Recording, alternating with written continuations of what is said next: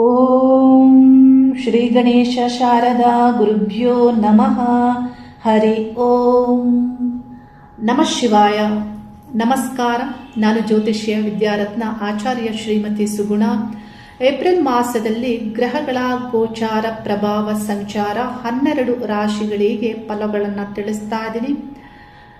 ಗ್ರಹಗಳಲ್ಲಿಯೇ ಮುಖ್ಯ ಗ್ರಹವಾದಂತಹ ಸೂರ್ಯ ಗ್ರಹ ಮೀನರಾಶಿಯಲ್ಲಿ ಮೇಷರಾಶಿಯಲ್ಲಿ ಸಂಚಾರ ಮಾಡಲಿದ್ದು, ಚೈತನ್ಯ ಗ್ರಹ ಬೆಳಕಿನ ಗ್ರಹ ಮೇಷರಾಶಿ ಉಚ್ಚ ಸ್ಥಾನವನ್ನು ಪ್ರವೇಶ ಮಾಡ್ತಾ ಇರುವುದು ಈ ಮಾಸದಲ್ಲಿ ವಿಶೇಷ ಆಗಿದೆ.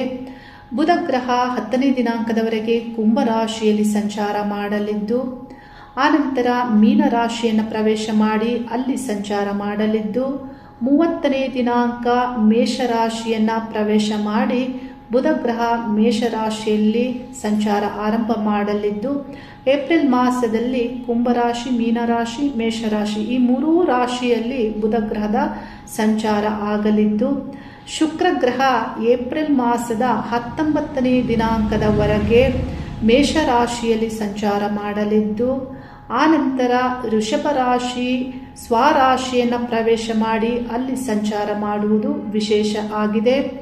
ಕುಜಗ್ರಹ ಮೀನರಾಶಿಯಲ್ಲಿ ಶನಿಗ್ರಹದ ಸಂಯೋಗದಲ್ಲಿ ಮಾಸಪೂರ್ಣ ಸಂಚಾರ ಮಾಡಲಿದ್ದು, ಗುರುಗ್ರಹ ಮಿಥುನ ರಾಶಿಯಲ್ಲಿ ಸಂಚಾರ ಮಾಡಲಿದ್ದು, ಮೀನರಾಶಿಯಲ್ಲಿ ಶನಿಗ್ರಹದ ಸಂಚಾರ ಆಗ್ತಾ ಇದ್ದು, ಕುಂಭರಾಶಿಯಲ್ಲಿ ರಾಹುಗ್ರಹದ ಸಂಚಾರ ಆಗಲಿದ್ದು, ಕೇತು ಗ್ರಹದ ಸಂಚಾರ ಸಿಂಹ ರಾಶಿಯಲ್ಲಿ ಆಗಲಿದ್ದು, ಈ ಗ್ರಹಗಳ ಸಂಚಾರ ಈ ರಾಶಿಗಳಲ್ಲಿ 12 ರಾಶಿಗಳಿಗೆ ಯಾವ ಪ್ರಭಾವವನ್ನು ಮಾಡಲಿವೆ ಅನ್ನೋದರ ಬಗ್ಗೆ ತಿಳಿಸ್ತಾ ಇದ್ದೀನಿ.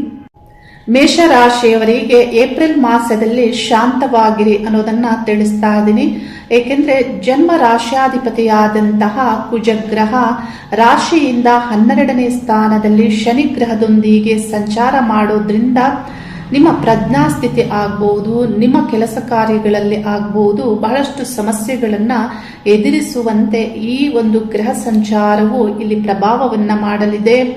ರಾಶ್ಯಾಧಿಪತಿ 12ನೇ ಸ್ಥಾನದಲ್ಲಿ ಸಂಚರಿಸುವಾಗ ನಿಮ್ಮ ಕಾರ್ಯಗಳು ವಿಳಂಬ ಆಗುವುದು, ನಿಮ್ಮ ಎನರ್ಜಿಯನ್ನ ಹಿಡಿದ ಹಾಗೆ ಆಗುವುದು, ನಿಮ್ಮ ಕೆಲಸ ಕಾರ್ಯಗಳಲ್ಲಿ ವಿಘ್ನಗಳಾಗುವುದು, ನಷ್ಟಗಳಾಗುವುದು ಮತ್ತು ನಿಮಗೆ ಒಂದು ರೀತಿಯ ಒತ್ತಡಗಳಿಂದ ಬಂಧನ ಆಗುವಂತೆ ನಿಮ್ಮ ಕೆಲಸ ಕಾರ್ಯಗಳಲ್ಲಿ ನಿಮಗೆ ಅನುಭವ ಆಗ್ತಾ ಇರುತ್ತೆ. ಹಾಗಾಗಿ ಶಾಂತವಾಗಿರಿ ಅನ್ನೋದನ್ನ ನಾನು ತಿಳಿಸ್ತಾ ಇದ್ದೀನಿ. ಏಕೆಂದ್ರೆ ರಾಶ್ಯಾಧಿಪತಿ ಕುಜಗ್ರಹ ಅಗ್ನಿಗ್ರಹವಾಗಿ ನಿಮ್ಮ ರಾಶಿಯು ಅಗ್ನಿತತ್ವ ರಾಶಿಯಾಗಿ ಈ ರಾಶಿಯ ಆಕ್ಷನ್ ಹೇಗಿರುತ್ತೆ ಅಂದ್ರೆ ಫೈರಿ ಆಕ್ಷನ್ ಇಲ್ಲಿ ನಿರ್ಮಾಣ ಆಗುತ್ತೆ. ಈ ಫೈರ್ ಎನರ್ಜಿಯನ್ನ ಶನಿಗ್ರಹ ಹಿಡಿದ ಹಾಗೆ ಆಗುತ್ತೆ. ಹಾಗಾಗಿ ವಿಳಂಬ ಆಗುತ್ತೆ, ತಡೆದ ಹಾಗಾಗುತ್ತೆ, ನಿಮ್ಮನ್ನ ಆ ಎನರ್ಜಿಯನ್ನ ಕಂಟ್ರೋಲ್ ಮಾಡದ ಹಾಗೆ ಆಗುತ್ತೆ. ಇದರ ಒಂದು ಪ್ರಭಾವದಿಂದ ಏನಾಗುತ್ತೆ, ಈ ಶನಿ ಪ್ರಭಾವದಿಂದ ತೆರೆಮರೆಯಲ್ಲಿ ನಿಮಗೆ ಕಷ್ಟಗಳು ಆಗುತ್ತೆ. ಆದರೆ ತೆರೆಮರೆಯಲ್ಲಿ ಪ್ರಯತ್ನಗಳನ್ನು ಮಾಡುವಂತೆ ಆಗುತ್ತೆ. ಅದು ನಿಮ್ಮ ನೇಚರ್ ಅಲ್ಲ. ನೀವು ನೇರವಾಗಿ ಮಾತಾಡ್ತೀರಾ, ನೇರವಾಗಿ ಫೈಟ್ ಮಾಡ್ತೀರಾ, ನೇರ ಕಾರ್ಯ ವ್ಯವಹಾರಗಳು ಇರುತ್ತೆ. ಆದರೆ ಇಲ್ಲಿ ಶನಿಗ್ರಹದ ಪ್ರಭಾವದಿಂದ ಈ ರೀತಿ ಕೆಲವು ದಿನಗಳು ನಿಮಗೆ ನಿಮ್ಮ ಪ್ರಜ್ಞಾಸ್ಥಿತಿ ಆಗ್ಬೋದು, ನಿಮ್ಮ ಕಾರ್ಯಗಳಲ್ಲಿ ಆಗ್ಬೋದು, ತೆರೆಮರೆ ಪ್ರಯತ್ನಗಳನ್ನ ಮಾಡುವಂತೆ ಆಗುತ್ತೆ, ತೆರೆಮರೆ ಕಷ್ಟಗಳು ಬರುವಂತೆಯೂ ಆಗಲಿದೆ. ಮೇಷರಾಶಿಯವರು ಈ ಒತ್ತಡಗಳನ್ನ ಕಡಿಮೆ ಮಾಡ್ಕೊಳ್ಬೇಕಾಗುತ್ತೆ. ಇಲ್ಲವಾದಲ್ಲಿ ಅನಾರೋಗ್ಯಗಳು ಬರಬಹುದು, ಸುಸ್ತಾಗುವಂಥದ್ದು ಮತ್ತು ನಿಮಗೆ ತಲೆನೋವು ಬರುವಂತೆ, ಇಲ್ಲಿ ಆ ಒತ್ತಡಗಳಿಂದನೇ ಸ್ಟ್ರೆಸ್ ಇಂದ ಬರಬಹುದಾದಂತಹ ಸಮಸ್ಯೆಗಳಾಗುವುದು. ಮತ್ತು ಸೂರ್ಯಗ್ರಹವು 12ನೇ ಸ್ಥಾನದಲ್ಲಿ ಸಂಚಾರ ಮಾಡೋದ್ರಿಂದ ಸೂರ್ಯಗ್ರಹ ದೃಷ್ಟಿಗೆ ಕಾರಕ ಗ್ರಹ. ಹಾಗಾಗಿ ದೃಷ್ಟಿಯಲ್ಲಿ ನಿಮಗೆ ಮಂಕಾಗುವುದು, ಕಣ್ಣಿನ ಸಮಸ್ಯೆಗಳಾಗ್ಬೋದು, ಈ ರೀತಿ ಏನಾದರೂ ಆರೋಗ್ಯ ಸಮಸ್ಯೆಗಳು ಬರುವ ಸಾಧ್ಯತೆ ಇರುತ್ತೆ. ಮತ್ತು 12ನೇ ಸ್ಥಾನವು ಪಾದಗಳನ್ನು ಸೂಚಿಸುತ್ತೆ. ಪಾದಗಳಲ್ಲಿ ಆಗಬಹುದಾದಂತಹ ಏನಾದರೂ ಅನಾರೋಗ್ಯಗಳಾಗ್ಬೋದು. ಈ ರೀತಿ ನಿಮ್ಮ ಆರೋಗ್ಯ ಸ್ಥಿತಿಯ ಮೇಲೆಯೂ ಈ ಗ್ರಹಗಳು ಪ್ರಭಾವವನ್ನ ಮಾಡ್ತವೆ. ಹಾಗಾಗಿ ನಿಮ್ಮ ಮನಸ್ಸನ್ನ ಶಾಂತವಾಗಿ ಇಟ್ಕೊಳ್ಬೇಕಾಗತ್ತೆ. ಈ ಎನರ್ಜಿ ಏನಿರುತ್ತೆ, ನೀವು ಮತ್ತೆ ಮತ್ತೆ ಈ ಒತ್ತಡಗಳಿಗೆ ಸಿಲುಕೋದ್ರಿಂದ ಈ ಎನರ್ಜಿ ವೇಸ್ಟ್ ಆಗುತ್ತೆ. ಮತ್ತು ಕಾಲವು ವ್ಯರ್ಥವಾಗುತ್ತೆ. ಹಾಗಾಗಿ ಶಾಂತವಾಗಿದ್ದಾಗ ಮಾತ್ರ ಎನರ್ಜಿಯನ್ನು ನೀವು ಸೇವ್ ಮಾಡಬಹುದು, ಸಮಯವನ್ನ ಸೇವ್ ಮಾಡಬಹುದು. ಹಾಗಾಗಿ ನೀವು ನಿಮ್ಮ ಆ ಎನರ್ಜಿ ಒತ್ತಡಗಳೇನಿರುತ್ತೆ ಅದನ್ನ ಕಂಟ್ರೋಲ್ ಮಾಡೋದ್ರಿಂದಲೂ ನಿಮಗೆ ಶೀಘ್ರ ಕೋಪ ಬರಬಹುದು. ಶಾಂತವಾಗಿರುವುದಕ್ಕೆ ನೀವು ಧ್ಯಾನವನ್ನ ಮಾಡಬಹುದು. ಹಾಗೆ ನಿಮಗೆ ಸ್ವಿಮ್ಮಿಂಗ್ ಅಭ್ಯಾಸ ಇದ್ರೆ ಅದನ್ನ ಮಾಡಬಹುದು, ಯೋಗವನ್ನ ಮಾಡಬಹುದು. ಇನ್ನು ನಿಮ್ಮ ಪ್ರಜ್ಞಾಸ್ಥಿತಿ ಅಂದ್ರೆ ತೃತೀಯ ಸ್ಥಾನಾಧಿಪತಿಯಾದಂತಹ ಬುಧಗ್ರಹವು ನೀಚ ಆಗಿ ಈ ಗ್ರಹಗಳೊಂದಿಗೆ ಸಂಯೋಗದಲ್ಲಿ ಸಂಚಾರ ಮಾಡಬೇಕಾಗಿರೋದ್ರಿಂದ ಈ ಮಾಸದಲ್ಲಿ ಪ್ರಜ್ಞಾಸ್ಥಿತಿಯು ನಿಮಗೆ ಇಲ್ಲಿ ಸರಿಯಾಗಿ ವರ್ಕ್ ಆಗ್ತಾ ಇರೋದಿಲ್ಲ. ಅಂದ್ರೆ ಬಹಳ ಒತ್ತಡಗಳಿಗೆ ಸಿಲುಕ್ತೀರಾ. ಹಾಗಾಗಿ ನಿಮ್ಮ ಕೆಲಸ ಕಾರ್ಯಗಳನ್ನ ಬಹಳ ಅಂದ್ರೆ ಶಿಸ್ತುಬದ್ಧವಾಗಿ ಬರವಣಿಗೆ ಮಾಡಿಕೊಂಡು ತಯಾರಿಯನ್ನ ಮಾಡ್ಕೊಳ್ಳಿ, ನೋಟ್ ಮಾಡ್ಕೊಳ್ಳಿ. ಯಾವುದೇ ಒಂದು ಒತ್ತಡಗಳಿಗೆ ಸಿಲುಕಬೇಡಿ.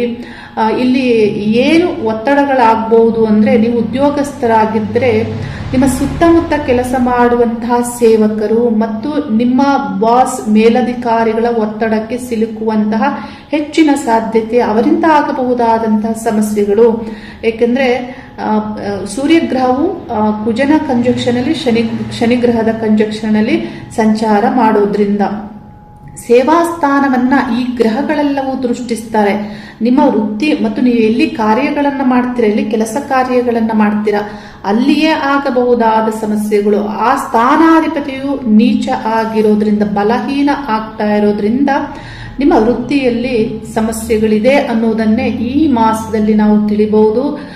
ಹಾಗಾಗಿ ನೀವು ಹೆಚ್ಚು ಬದಲಾವಣೆಗಳನ್ನ ಮಾಡ್ಕೊಳ್ಳಕ್ಕೆ ಹೋಗಬೇಡಿ. ಇನ್ನು ಮೇ ಮಾಸದ 12ನೇ ದಿನಾಂಕದವರೆಗೆ ನೀವು ಕಾಯೋದ್ರಿಂದ ಆ ನಂತರದಲ್ಲಿ ಬದಲಾವಣೆಗಳನ್ನ ಮಾಡ್ಕೊಳ್ಬೇಕಾಗತ್ತೆ. ಯಾಕಂದ್ರೆ ಕುಜಗ್ರಹ ನಿಮ್ಮ ಜನ್ಮ ರಾಶಿಯನ್ನ 12ನೇ ದಿನಾಂಕ ಪ್ರವೇಶ ಮಾಡ್ತಾರೆ. ಅಲ್ಲಿಯವರೆಗೆ ಹೆಚ್ಚು ಬದಲಾವಣೆಗಳನ್ನ ಮಾಡಿಕೊಳ್ಳದೆ, ನಿರ್ಧಾರಗಳನ್ನ ಶೀಘ್ರವಾಗಿ ತೆಗೆದುಕೊಳ್ಳದೆ ಮತ್ತು ಒತ್ತಡಗಳನ್ನ ಹೆಚ್ಚು ಮಾಡಿಕೊಳ್ಳದೆ ಶಾಂತವಾಗಿ ಇರುವ ಕೆಲಸವನ್ನ ಅಂದ್ರೆ ಶಿಸ್ತುಬದ್ಧವಾಗಿ ಮಾಡಿಕೊಂಡು ಹೋಗುವುದು ಬಹಳ ಒಳ್ಳೆಯದಾಗಿರುತ್ತೆ. ಇನ್ನು ದೂರದಲ್ಲಿ ಉದ್ಯೋಗವನ್ನ ಹುಡುಕುತ್ತಿರುವವರಿಗೆ ಕುಜಗ್ರಹ ರಾಷ್ಟ್ರಾಧಿಪತಿಯಾಗಿ 12ನೇ ಸ್ಥಾನವನ್ನ ಪ್ರವೇಶ ಮಾಡಿ ಅಲ್ಲಿ ಸಂಚರಿಸ್ತಾ ಇರೋದ್ರಿಂದ ಅನುಕೂಲಗಳು ಆಗುವ ಸಾಧ್ಯತೆ ಇರುತ್ತೆ. ಇನ್ನು ಗೌರ್ಮೆಂಟ್ ಉದ್ಯೋಗಸ್ಥರು, ರಾಜಕೀಯ ವ್ಯಕ್ತಿಗಳು, ನಾಯಕರಿಗೆ ಸೂರ್ಯಗ್ರಹ ಈ ಶನಿಗ್ರಹದ ಕಂಜಕ್ಷನ್ ಅಲ್ಲಿ ಸಂಚಾರ ಮಾಡೋದ್ರಿಂದ ನಿಮಗೂ ಒತ್ತಡಗಳು ಮತ್ತು ನಿಮ್ಮ ಪ್ರಜ್ಞಾಸ್ಥಿತಿಯು ಸರಿಯಾಗಿ ಇರೋದಿಲ್ಲ. ಏಕೆಂದ್ರೆ ಸೂರ್ಯಗ್ರಹ ಈ 2-3 ತಿಂಗಳಿಂದಲೂ ಪಾಪಗ್ರಹಗಳ ಸಂಯೋಗದಲ್ಲಿಯೇ ಸಂಚಾರ ಮಾಡ್ತಾ ಇದ್ದಾರೆ. ರಾಹುಗ್ರಹ, ಶನಿಗ್ರಹ, ಕುಜಗ್ರಹಗಳ ಸಂಯೋಗದಲ್ಲಿಯೇ ಸಂಚರಿಸ್ತಾ ಇರೋದ್ರಿಂದ ಈ ನಾಯಕರು ಮತ್ತು ರಾಜಕೀಯ, ಗೌರ್ಮೆಂಟ್, ಅಧಿಕಾರ ಈ ವ್ಯವಸ್ಥೆಯ ಮೇಲೆ ಈ ಗ್ರಹದ ಪ್ರಭಾವಗಳು ಸರಿ ಇಲ್ಲ. ಆದರೆ 14ನೇ ದಿನಾಂಕದ ನಂತರದಲ್ಲಿ ಸೂರ್ಯಗ್ರಹ ಮೇಷರಾಶಿ ಉಚ್ಚ ಸ್ಥಾನವನ್ನ ಪ್ರವೇಶ ಮಾಡೋದ್ರಿಂದ ನಿಮ್ಮ ನಿರ್ಧಾರಗಳನ್ನ ಆನಂತರದಲ್ಲಿ ತೆಗೆದುಕೊಳ್ಳಿ. ಆನಂತರ ನಿಮ್ಮ ಕೆಲಸ ಕಾರ್ಯಗಳು ಸುಧಾರಣೆ ಆಗುತ್ತೆ. ಮತ್ತು ವಿದ್ಯಾರ್ಥಿಗಳಿಗೆ ಪಂಚಮಾಧಿಪತಿಯಾದಂತಹ ಸೂರ್ಯಗ್ರಹ ಪ್ರಾರಂಭದಲ್ಲಿ 12ನೇ ಸ್ಥಾನದಲ್ಲಿ ಸಂಚಾರ ಮಾಡೋದ್ರಿಂದ ನಿಮ್ಮ ಮುಖ್ಯ ನಿರ್ಧಾರಗಳನ್ನ ನೀವು ಪ್ರಾರಂಭದಲ್ಲಿ ತೆಗೆದುಕೊಳ್ಬೇಡಿ. 14ನೇ ದಿನಾಂಕದ ನಂತರದಲ್ಲಿ ತೆಗೆದುಕೊಳ್ಳೋದ್ರಿಂದ ನಿಮ್ಮ ನಿರ್ಧಾರಗಳು ಸರಿಯಾಗಿರುತ್ತೆ ಮತ್ತು ಒಳ್ಳೆಯದನ್ನ ಆಯ್ಕೆ ಮಾಡಿಕೊಳ್ತೀರಾ, ಒಳ್ಳೆಯದು ನಿಮಗೆ ದೊರೆಯುತ್ತೆ. ಮತ್ತು ಮಕ್ಕಳ ವಿಷಯದಲ್ಲಿ ಮೇಷರಾಶಿಯವರ ಮಕ್ಕಳು ಯಾರಾದರೂ ಇದ್ರೆ ನಿಮ್ಮ ಮಕ್ಕಳ ವಿಷಯದಲ್ಲಿಯೂ ನೀವು ಪ್ರಾರಂಭದಲ್ಲಿ 2 ವಾರಗಳ ಕಾಲ ಮುಖ್ಯ ನಿರ್ಧಾರಗಳನ್ನ ಅವಾಯ್ಡ್ ಮಾಡಿ ಆ ನಂತರ ತೆಗೆದುಕೊಳ್ಳೋದ್ರಿಂದ ಒಳ್ಳೆ ನಿರ್ಧಾರಗಳಾಗಿರುತ್ತೆ. ಮಕ್ಕಳ ಭವಿಷ್ಯವು ಚೆನ್ನಾಗಿರುತ್ತೆ. ಈ ಪಂಚಮಾಧಿಪತಿಯಾದಂತಹ ಸೂರ್ಯಗ್ರಹ ಜನ್ಮ ರಾಶಿಯನ್ನು 14ನೇ ದಿನಾಂಕ ಪ್ರವೇಶ ಮಾಡೋದ್ರಿಂದ ಇನ್ನು ವ್ಯಾಪಾರ ವ್ಯವಹಾರಸ್ಥರಿಗೆ ಸಂಬಂಧಪಟ್ಟಂತೆ ನಿಮಗೆ ತಕ್ಕ ಮಟ್ಟಿಗೆ ಅನುಕೂಲ ಆಗುತ್ತೆ. ಏಕೆಂದ್ರೆ ಆ ಸ್ಥಾನವನ್ನ ರಾಶ್ಯಾಧಿಪತಿ ವೀಕ್ಷಣೆ ಮಾಡ್ತಾರೆ. ಕುಜಗ್ರಹಕ್ಕೆ 8ನೇ ದೃಷ್ಟಿ ಇದೆ ಮತ್ತು ಆ ಸ್ಥಾನಾಧಿಪತಿಯಾದಂತಹ ಶುಕ್ರಗ್ರಹ ವೀಕ್ಷಣೆ ಮಾಡ್ತಾರೆ. ಹಾಗಾಗಿ ಕುಜ ಮತ್ತು ಶುಕ್ರಗ್ರಹ ವೀಕ್ಷಣೆ ಮಾಡೋದ್ರಿಂದ ವ್ಯಾಪಾರ ವ್ಯವಹಾರಸ್ಥರಿಗೆ ತಕ್ಕ ಮಟ್ಟಿಗೆ ಕೆಲಸ ಕಾರ್ಯಗಳಾಗುತ್ತೆ. ನಿಮ್ಮ ಧನಾನುಕೂಲಗಳು ಆಗುತ್ತೆ. ಬರುವ ಹಣವು ತಕ್ಕ ಮಟ್ಟಿಗೆ ನಿಮಗೆ ಬರ್ತಾ ಇರುತ್ತೆ. ಯಾಕಂದ್ರೆ ಧನಸ್ಥಾನಾಧಿಪತಿಯು ಶುಕ್ರ ಗ್ರಹ ರಾಶಿಯಲ್ಲಿ ಸಂಚಾರ ಮಾಡೋದ್ರಿಂದ ಪ್ರಾರಂಭದ 19 ದಿನಗಳ ಕಾಲ ನಿಮ್ಮ ರಾಶಿಯಲ್ಲಿ ಶುಕ್ರ ಸಂಚಾರ ಆಗೋದ್ರಿಂದ ವ್ಯಾಪಾರ ವ್ಯವಹಾರ ಧನಾಭಿವೃದ್ಧಿಯಲ್ಲಿ ನಿಮಗೆ ಅನುಕೂಲಗಳು ಆಗುತ್ತೆ. ಆ ಸ್ಥಾನವನ್ನ ಕುಜಗ್ರಹವು ವೀಕ್ಷಣೆ ಮಾಡೋದ್ರಿಂದ ಇದು ಒಳ್ಳೆಯ ಪ್ರಭಾವವೇ. ಆದರೆ ಆ ನಂತರದಲ್ಲಿ ಶುಕ್ರ ಗ್ರಹ 19ನೇ ದಿನಾಂಕದ ನಂತರದಲ್ಲಿ ಸ್ವರಾಶಿ ವೃಷಭ ರಾಶಿಯನ್ನ ಪ್ರವೇಶ ಮಾಡಿ ಧನಸ್ಥಾನವನ್ನ ಪ್ರವೇಶ ಮಾಡಿ ಧನಸ್ಥಾನದಲ್ಲಿ ಸಂಚರಿಸುವಾಗಲೂ ಅನುಕೂಲಗಳಾಗುತ್ತೆ ವ್ಯಾಪಾರ ವ್ಯವಹಾರಸ್ಥರಿಗೆ.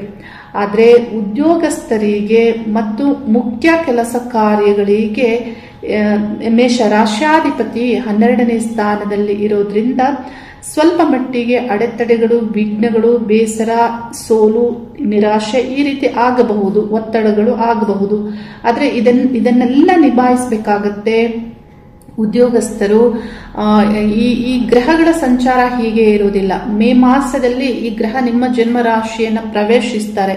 7.5 ಕಾಲವು ಆಗಿರೋದ್ರಿಂದ ಕೆಲವು ಏರಿಳಿತಗಳು ಇದ್ದೇ ಇರುತ್ತೆ ನಿಮ್ಮ ಜೀವನದಲ್ಲಿ. ಮತ್ತು ಪತಿ ಪತ್ನಿ ಕುಟುಂಬ ವಿಷಯದಲ್ಲಿ ಆ ಸ್ಥಾನಾಧಿಪತಿಯಾದಂತಹ ಶುಕ್ರ ಗ್ರಹ ನಿಮ್ಮ ಜನ್ಮ ರಾಶಿಯಲ್ಲಿ ಸಂಚಾರ ಮಾಡೋದ್ರಿಂದ ಹೊರಗಿನ ಎಲ್ಲ ವಿಷಯಗಳು ನಿಮಗೆ ಸರಿಯಾಗೇ ಇರುತ್ತೆ, ಚೆನ್ನಾಗೇ ಇರ್ತೀರ. ಆದರೆ ಪತಿ ಪತ್ನಿ ಬೆಡ್ರೂಮ್ ಅಂದ್ರೆ ಶಯನ, ನಿಮ್ಮ ದಾಂಪತ್ಯದಲ್ಲಿ ಕೊರತೆಗಳಾಗುತ್ತೆ. ಈಗೋದಿಂದ ಕಲಹಗಳಾಗಬಹುದು. ಅಂದ್ರೆ ಇಲ್ಲಿ ಶನಿ ಕುಜ ಸೂರ್ಯಗ್ರಹಗಳ ಸಂಚಾರ ಆಗ್ತಾ ಇರೋದ್ರಿಂದ ಆ ಬೆಡ್ರೂಮ್ ಅಲ್ಲಿ ಆಗಬಹುದಾದಂತಹ ಕಲಹಗಳು ಮತ್ತು ನಿಮ್ಮ ಭಿನ್ನಾಭಿಪ್ರಾಯಗಳನ್ನ ಈ ಗ್ರಹಗಳು ಸೂಚಿಸ್ತಾ ಇವೆ. ಆದರೆ ಬೇರೆ ಎಲ್ಲ ವಿಷಯದಲ್ಲಿ, ಕುಟುಂಬ ಸಂಬಂಧಪಟ್ಟಂತಹ ವಿಷಯದಲ್ಲಿ ಮತ್ತು ಮಕ್ಕಳ ವಿಷಯದಲ್ಲಿ ಎಲ್ಲದರಲ್ಲೂ ತಕ್ಕ ಮಟ್ಟಿಗೆ ಯಾವುದೇ ಸಮಸ್ಯೆಗಳು ಇಲ್ಲ ಮೇಷರಾಶಿಯವರಿಗೆ. ತಂದೆ ವಿಷಯದಲ್ಲಿ ಭಿನ್ನಾಭಿಪ್ರಾಯಗಳು ಬರ್ಬೋದು. ಪ್ರಾರಂಭದ 2 ವಾರಗಳು ತಂದೆಯೊಂದಿಗೆ ನೀವು ಅಂದ್ರೆ ಸಂಬಂಧವನ್ನ ಮ್ಯಾನೇಜ್ ಮಾಡಬೇಕಾಗುತ್ತೆ. ಭಿನ್ನಾಭಿಪ್ರಾಯಗಳನ್ನು ಮಾಡ್ಕೊಳ್ಬಾರ್ದು. ಯಾಕಂದ್ರೆ ಸೂರ್ಯಗ್ರಹ ಶನಿ ಗ್ರಹದಿಂದ ಪೀಡಿತ ಆಗೋದ್ರಿಂದ. ಇನ್ನು ಕಾನೂನು ವಿಷಯದಲ್ಲಿ ಏನಾದರೂ ಕಲಹಗಳು ಮಾಡಿಕೊಳ್ಳುವಂತಹ ಸಂದರ್ಭಗಳು ನಿಮಗೆ ಬಂದಾಗ ನೀವು ಕಾನೂನು ತೊಡಕುಗಳನ್ನ ಎದುರಿಸಬೇಕಾಗಿ ಬರಬಹುದು. ಏಕೆಂದ್ರೆ ಕಾನೂನಿಗೆ ಕಾರಕ ಗ್ರಹ ಶನಿ ಗ್ರಹ ಈ ಕುಜಗ್ರಹವನ್ನ ಪೀಡಿಸೋದ್ರಿಂದ ಈ ಕಾನೂನು ಸಂಬಂಧಪಟ್ಟಂತಹ ಸಮಸ್ಯೆಗಳು ಎಲ್ಲರಿಗಲ್ಲ, ಕೆಲವರಿಗೆ, ಎಲ್ಲವೂ ಎಲ್ಲರಿಗೆ ಆಗೋದಿಲ್ಲ, ಕೆಲವರಿಗೆ ಮಾತ್ರ ಆಗುವ ಸಾಧ್ಯತೆಗಳಿರುತ್ತೆ. ಈ ಎಲ್ಲಾ ವಿಷಯಗಳನ್ನ ಗಮನದಲ್ಲಿಟ್ಟುಕೊಂಡು ನಿಮ್ಮ ಮಾಸದ ತಯಾರಿಯನ್ನ ನೀವು ಮಾಡ್ಕೋಬೇಕಾಗತ್ತೆ. ಪರಿಹಾರದ ವಿಷಯದಲ್ಲಿ ದಶಾಭುಕ್ತಿ ಗ್ರಹಗಳ ಸಂಬಂಧಪಟ್ಟಂತೆ ಭುಕ್ತಿ ಗ್ರಹಕ್ಕೆ ಪರಿಹಾರವನ್ನ ಮಾಡ್ಕೊಳ್ಳಿ. 7.5 ಕಾಲ ಆಗಿರೋದ್ರಿಂದ ಶನಿ ಗ್ರಹಕ್ಕೆ ಪರಿಹಾರಗಳನ್ನ ಮುಂದುವರಿಸಬೇಕಾಗತ್ತೆ. ಕುಜಗ್ರಹಕ್ಕೆ ನಿಮ್ಮ ಮನೆಯಲ್ಲಿ ಸುಬ್ರಹ್ಮಣ್ಯ ದೇವರ ವಿಗ್ರಹ ಇದ್ದರೆ ಅಥವಾ ಚಿತ್ರಪಟ ಇದ್ದರೆ ಸುಬ್ರಹ್ಮಣ್ಯನಿಗೆ ನಿತ್ಯ ಕೆಂಪು ಹೂವನ್ನ ಅರ್ಪಣೆ ಮಾಡಿ ಪ್ರಾರ್ಥನೆ ಮಾಡಿ.